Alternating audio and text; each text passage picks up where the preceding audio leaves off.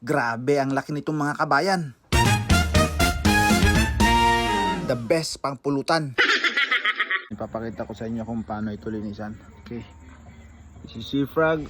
Let's go live. Evening goods mga kabayan. Ito lang yung huli natin ngayong gabi.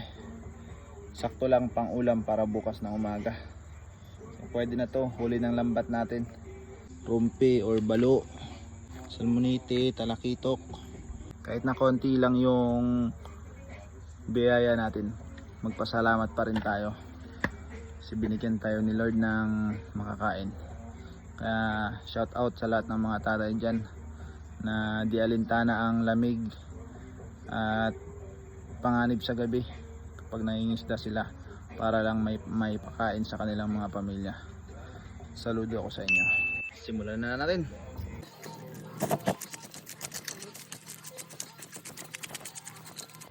Ito ba yung pangasawa mo? Aangal ka pa ba? Hindi ka na magugutom. Marunong mangisda.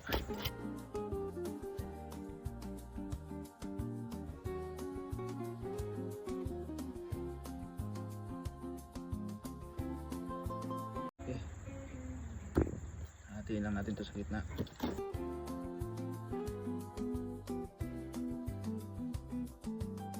Biyakin natin sa gilid.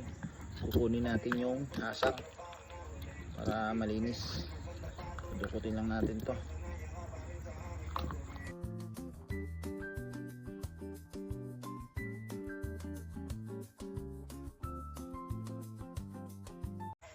Talakitok. Ibiyakin lang natin ito sa gilid. Tapos kukunin natin. Ibiyakin natin dito para madaling mapasok ng mantika.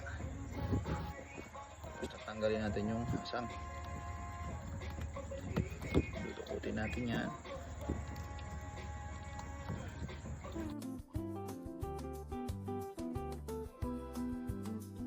Ganun lang kadali mga kabayan.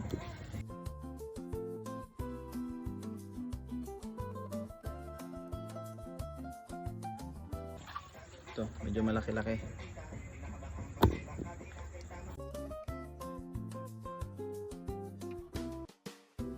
Sariwang-sariwa to kabayan. Nanginginig pa to kanina nang tinikuha ko eh.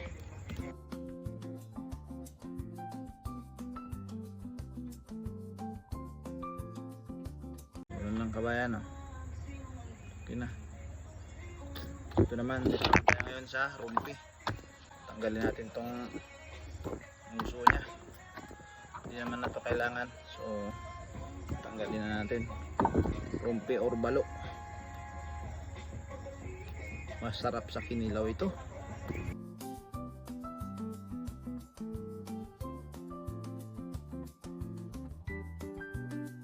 Naman natin to, kailangan yung dalawang ngipin niya. So tapon na natin. Tabi-tabi lang po.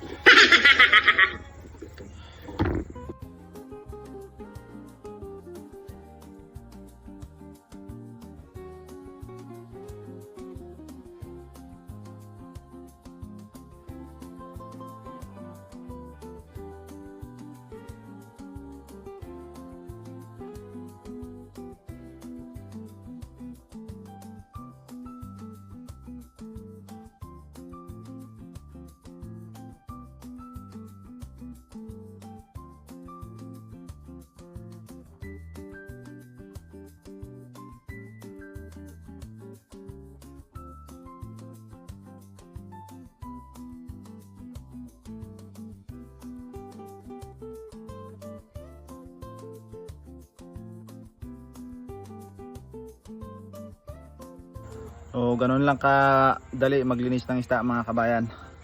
Ayun o, malinis na. Ayun na. Ulam na para sa maghapon. Kape tayo kabayan. Naglamig na yung kape ko. Coffee without sugar.